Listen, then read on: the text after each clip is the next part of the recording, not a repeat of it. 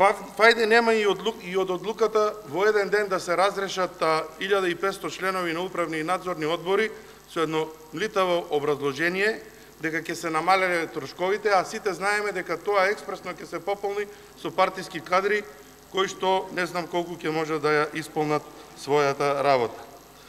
Колешки Авировиќ, фајде нема да има и од луѓе кои што од првиот работен ден, фасцинирани од влегувањето во владата, се фасцинирани од тоа што чорбата во бифето во владата било пеишче. Барем така се изјасни еден од експертите кој што треба да помага во подобрувањето на условите за живот на граѓаните. Фајде нема ни од партиско-коалиционите вработувања кои што ги сервисираат визави потребата да се донесат образовни и спремни кадри кои што ќе можат да одговорат на работата како што најави министерот.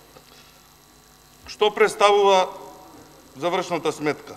Одраз на работењето и спроведувањето на економските политики кои што се случуваа во крајно влошени економски и политички моменти во државата, и во такви услови владата предводена од ВМРО-ДПМН успеа да ги исполни најголемиот дел од очекувањата на граѓаните.